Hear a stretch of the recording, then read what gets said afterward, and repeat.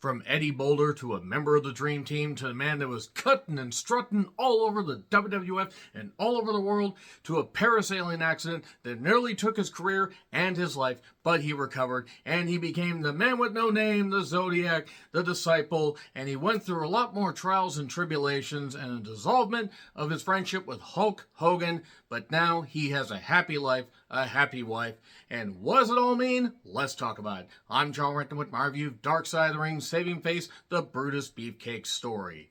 I gotta admit, I didn't know that much about Brutus Beefcake's, trials and tribulations. I knew he had the parasailing accident, and I do vividly remember seeing him when I first started watching WWF television, wrestling in general, at War to Sell the Score 1985, and yeah, he was pretty goddamn popular. I loved him as a kid, and I'm going to give my opinions on what I think about him now, what I think about his career in hindsight.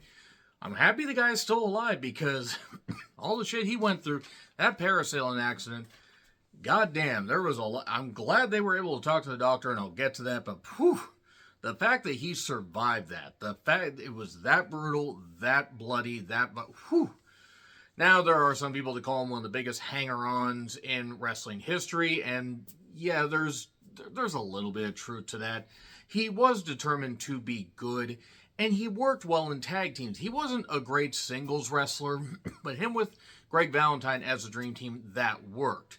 And yes, he got a lot of chances because of his association with Hulk Hogan. I'm not disputing that. Let's be perfectly honest. Would Brutus Beefcake have been signed by WCW in 1994 if he wasn't friends with Hogan? Probably not.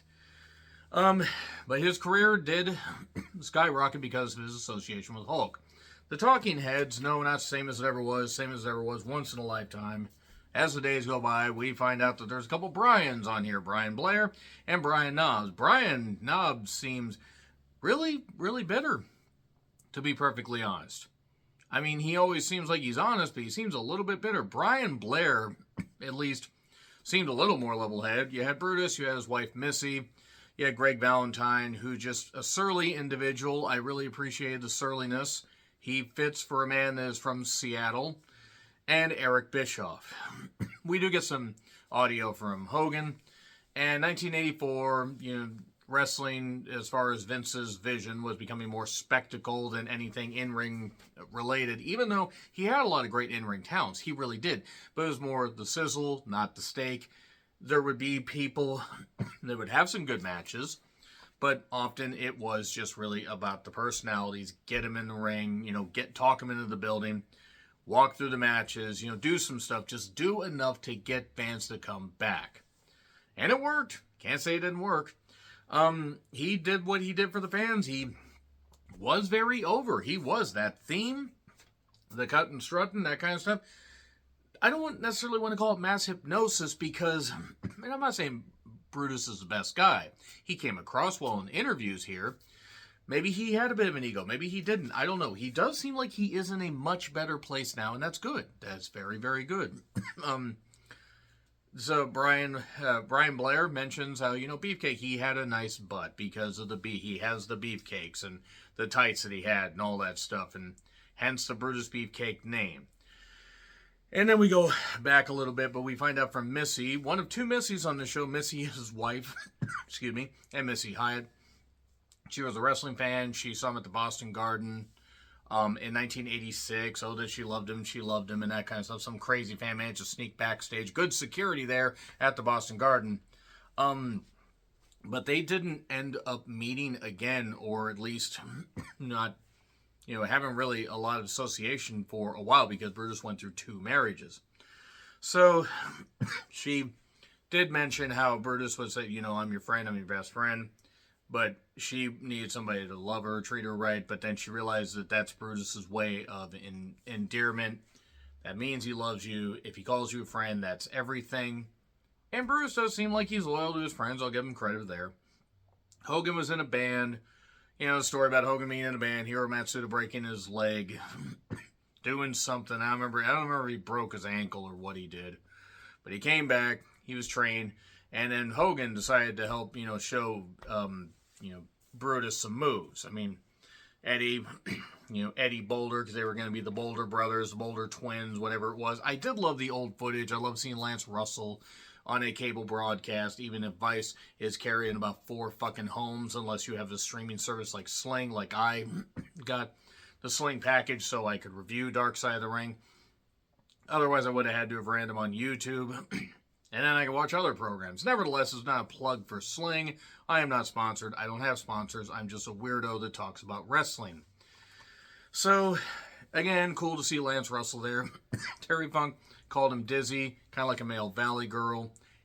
Not wrong. You see this old footage of, Brutus and Hogan, a.k.a. Terry.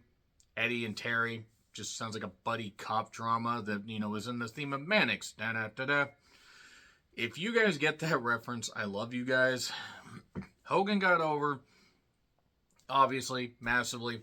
Beefcake was not necessarily slumming down in the indies. He just wasn't making it in any of the territories he was working in. I swear they showed some Mid-Atlantic footage. I didn't realize he worked in Mid-Atlantic. But nevertheless, Hogan wants to bring some friends in. Dr. D. David Schultz came in, somebody that he worked with in the AWA. Jesse Ventura came in before him and Ventura had a falling out. Gene Mean Okerlund as Chris Jericho, the soma-possessing narrator. Is he falling asleep during this? Linda came up with the idea to come up with the Beefcake name. Brutus, like Popeye. Popeye, da-da-da-da-da. Thankfully, he didn't eat spinach. That would have been just a little bit weird, but he was kind of laughing about the whole thing, like, God, I'm going to be this, but it got over. Then he was teaming with Greg Valentine. And Greg even knew he was green, but he wanted to learn. It wasn't like he thought he was hot shit. It worked. It did work. I will say that. I did note that Greg Valentine is Mr. Happiness here. Then again, he is melting before our very eyes, so... Brutus did get a lot of women. Greg said I could get a lot of women if I wanted to, but we're here to talk about Brutus. That he talked too much. He'd tell him to shut up sometimes. We did see some footage, interview footage, and I like the archival stuff. That was cool. And then the split of Mania 3, and it's funny, because I swear it was Valentine and Bravo that left together. Dino Bravo. And Beefcake was like all left out in the cold, like what the fuck. And then 2 or 3 matches later, it's been a bit since I've watched Mania 3. 2 or 3 matches later, you had Adonis versus Piper. Adonis would be gone from the company soon after Piper left to do They Live. And you had Beefcake come out with the shears and do all this cutting and strutting stuff. But they messed up this timeline a bit because he was upset that he was going to be split from the team and that he was going to become the barber, and they didn't give him any heads up and, oh, I quit, this kind of stuff. And Hulk had to calm him down. Said, hey, how about you use a sleeper hold? And when you put him out, you cut their hair. They messed it up, though, because he went out and did this barber shit. With Adonis, did he throw the shit all back after that? Did he throw the shit as Mania 3 was going on? Did he throw shit before? And then they did the split? What? I'm curious. I'm genuinely curious when he did this because they kind of messed that up. But then they jump ahead a lot. There was SummerSlam 88 where he was teaming with Randy Savage and Beefcake was supposed to face off against Honky Tonk Man, and Ultimate Warrior got the spot. Because Outlaw Ron Bass destroyed Beefcake, busting him open and everything, and they even put the X over the goddamn thing. No, really, they did that back in 1988. And then he was, I swear he faced, I'm trying to remember who because he did a lot of shit. He was doing some good stuff on the house shows and on Saturday Night's Main Event, and he was teaming with Hogan. After Hogan won the championship at Mania 5, they had, it was him and Beefcake against Savage and Zeus at SummerSlam 89. There's Missy Hyatt. She said that he was her good friend. We find out why a little bit later. And the idea was that, okay, Beefcake was going to beat Perfect at Mania 6, and then he was going to get the Intercontinental Championship at SummerSlam 90. I don't know if I necessarily believe that because Warrior was the Intercontinental Champion going into Mania 6, and then they did the tournament thing. Perfect won it, and then Kerry Von Erich beat him. It's entirely possible the Beefcake may have beaten Perfect for the Intercontinental title. That wouldn't have been good. I mean, and I'm going to say why before I really get into the sad stuff. Beefcake was serviceable in the ring. He just wasn't somebody I think that could have been a singles champion, been the workhorse champion. Let's take a look at the Intercontinental champions. There was Pat Patterson. There was Don Morocco. There was Greg Valentine. You know, there were various others. I mean, some of them I'm kind of drawing a little bit of a blank on because it's late. And there have been a lot of Intercontinental champions, but the whole point is Greg Valentine, Tito Santana, Randy Savage, Ricky Steamboat for a little bit of a spell, then Honky Tonk Man. And Beefcake would have been about on the level of Honky Tonk Man. Beefcake was willing to take a few more bumps, but he still wasn't all that great. Now, he would have been an improvement work rate-wise over Warrior, but Warrior did draw quite a bit of money for a brief period of time. Would Beefcake have been a good Intercontinental champion? I don't know. I don't think so. But that was the plan. And then the accident happened. And I'm just going to say that this is one of the most brutal parts that they talked about. Brutus was went back to the lake house. This was a rough reenactment. He was the rope man, getting the sail out. There was no wind. And then the guy, Brian Blair, I think called him Mike, he just took off. And the lady was trying to get her knees up to get over Brutus's face, because otherwise she probably would have come in and probably caved his goddamn chest in with how fast she was going. But she ends up, boom, right in the goddamn face. He's holding his face together. He's doing all this. He's like, I dig I was doing that where he's had his thumb in his goddamn mouth and was doing that. Don't do that too much or you might make yourself puke if you overeat. So, anyway, he was holding his face together. Brian Blair described it as his nose, his cheekbones all busted. That his whole upper jaw was sitting on top of his lower jaw, like dripping water, you know, kind of like that. Kind of like, the general guy from Army of Darkness, where he had to like do the thing with his jaw, or maybe Bruce Campbell when he had to shake his face back. They go, whoa. But Brian basically kept him awake because he's like, he falls asleep. He can't really breathe all that well. He falls asleep. He's not going to live. And the face is gone. Face is gone. You're going to miss the face when it's gone. I'm sorry. I'm so sorry. I was disappointed, by the way, with that song because when I Googled Anna Kendrick's Cups, I did not find what I thought. So, Dr. Mutaz Habal, the guy who did the surgery, that was nice they tracked him down. Also nice that he took a break from, being part of an 18th century Persian army. Good God, this guy's ancient. Probably not even Persian. I probably just totally butchered that. He recounts the steps taken. It's like building a house. Stable part, good. Work around the unstable parts and make sure the foundation, everything, and build it back up. They had to... Brutus described cutting from ear to ear, peeling his face down, putting the titanium plates, and it's brutal. I'm glad they didn't show any footage of that because it might have turned me off my goddamn lunch. And I can put up with a lot of violence, watch a lot of violent movies, but nevertheless, he thought his career was over. Reasonably, it probably should have been. I mean, and I'm not knocking the guy. I'm glad he recovered, but reasonably, it should have been. And he was born in 57, so at 33 years old, he's just worried, but goddamn, what the hell's going on? And I didn't realize he was born in 57, but then again, that would make sense for him being near the same age as Hogan. And Hulk basically was there to be a familiar voice, just so Brutus didn't freak out because he was in a medically induced coma when they woke him up. Bruce's parents had died within 2 years of each other. He was going through a divorce from his first wife. He had other friends and he had siblings, but Hulk was like kind of a guiding light, so to speak. And Hulk said, I don't care what they say, you're going to live. At one point, they're reenacting when they're walking through the hospital, his eyeball fell out or popped out of the socket. Sherry showed up with a stuffed animal and flowers and everything and freaked out because she hadn't recognized him because when your face is put back together, the swelling, all that stuff, it's going to freak people out. And Sherry just freaked out, which Brutus was laughing about this. Brutus seems to be in good spirits about all this. I mean, he lived, so I don't know how you couldn't be. But,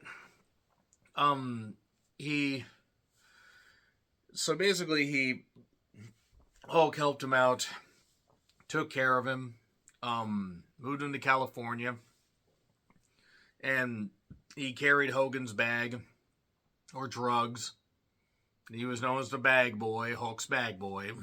And Vince gave him the barber shop because I'm sure that he might have worked some house shows. I'm guessing probably with some kind of protective thing.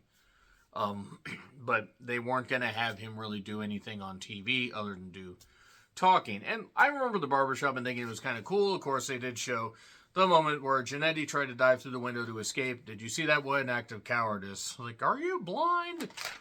One of the best exchanges between Heenan and Monsoon. And there were a lot of them. And that's still one of the best exchanges.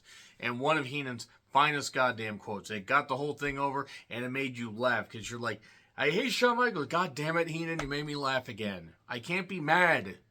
Rest in peace, Bobby Heenan.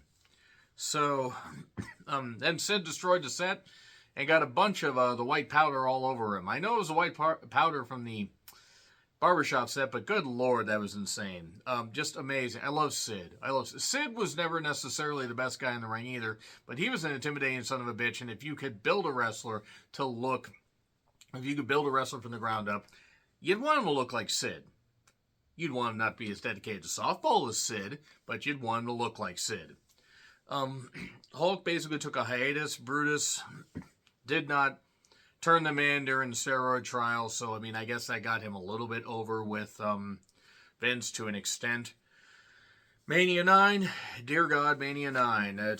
Jim Ross is in a toga, and the elephant did not step on Kevin Dunn, unfortunately, so that elephant really, quite frankly, should have been put back in the zoo, or wherever the hell it was. That elephant is probably long dead by now, and even if it was alive watching this video, it wouldn't know what I'm saying. That being said, I'm glad Kevin Dunn's out of the company now. So, Beefcake returned to the Indies shortly after that because, oh yeah, Hogan left the company in like August of '93. Wouldn't put Brett over. Why would he? Why, that doesn't work for me, brother. And until Hulk went to WCW, Beefcake was on the Indies deciding what he was going to do. So he's in his he's 37 at the point that Hogan signs with WCW or thereabouts. And Bischoff refers to Beefcake as a Hulk Hogan tax. You know, Hulk didn't demand anything. God, give a lying sack of shit, Bischoff is sometimes. He's entertaining, but Hulk didn't demand anything. The fuck do you think we are? We ain't duped. We ain't duped that easily. Brutus was in WCW because of Hulk. Everybody knew that. He was the Butcher. He was the man with no name. He was Zodiac. And he was Brother Brudai before that, because he was Brother Brudai, and then he butchered the Friendship at Halloween Havoc 94, and then was part of the worst Starrcade main event ever. The worst Starrcade main event. Taking into account, by the way, that the 91 Starrcade main event was Battle Bowl. Taking into account that they botched Sting and Hogan. Yeah, they botched Sting and Hogan. Goldberg and Nash was pretty good. They botched, like, except for the streak breaking and them not following up on it very well. And they did have Goldberg and Brett, and even taking that into account, Beefcake as the Butcher versus Hogan main event a Starrcade. On a show that had Sting taking on Avalanche. Rest in peace, John Tenta.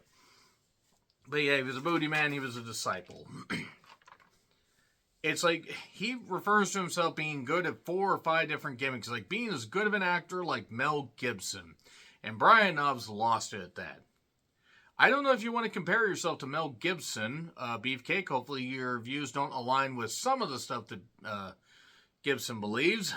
But Brutus basically helped save Missy Hyatt's life. She got fired from WCW. She was thinking about ending it. She got talked off a ledge.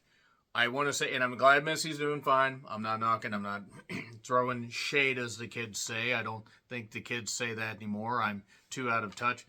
That's never the answer. Help is out there. Just want to say that.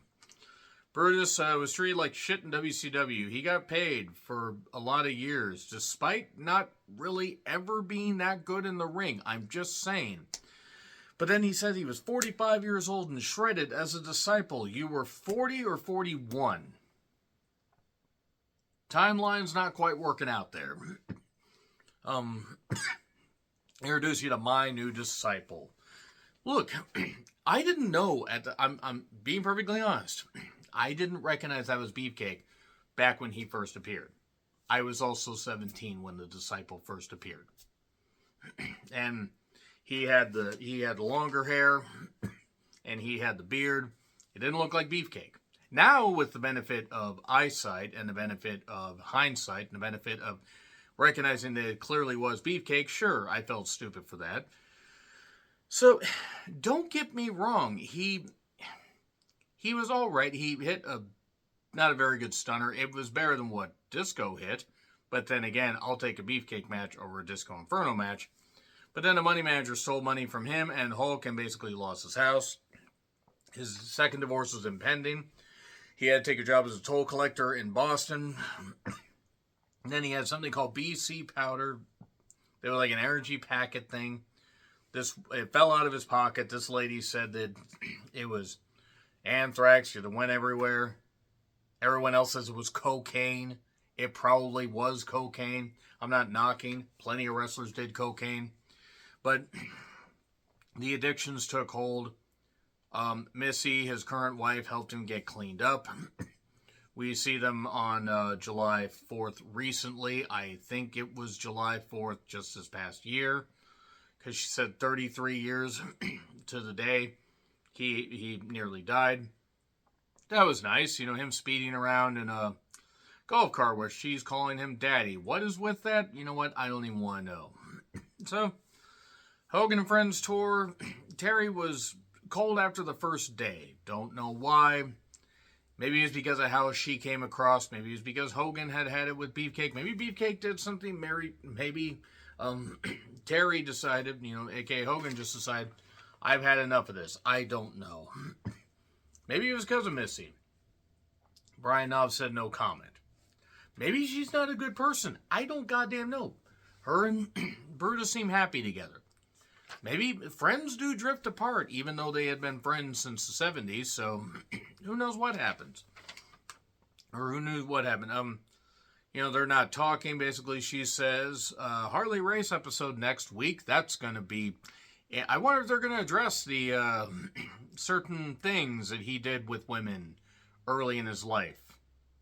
Check out the original wrestling documentaries piece on Harley Race. It is really detailed, very good, very Canadian. Dear God, very Canadian. Nice enough sounding guy, but holy shit, but yeah.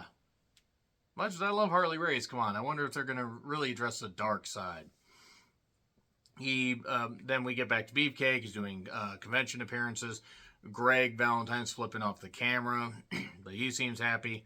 I forgot that Hogan inducted Beefcake into the 2019 Hall of Fame, and I remembered I was watching New Japan and Ring of Honor, Supercard of Honor, and that was the same Hall of Fame where that fan rushed at Brett. I want to say I hope that person that rushed at Brett absolutely suffered the worst brain damage and fell into a coma and never woke up. And Cash should have hit him a lot harder. All he had to do was hit him once, but he should have hit him a lot harder. And if his parents are still alive, they need to be brought up on charges for producing that piece of shit. Will him and Hulk ever be friends again, him and Beefcake? I don't know. But he seems happy with Missy. Good for him. What are your favorite Brutus Beefcake matches? Are there any good Brutus Beefcake matches? Let me know in the comments. Like, share, subscribe, Twitter handle in the description. I'm John Rutland. I'll see you soon.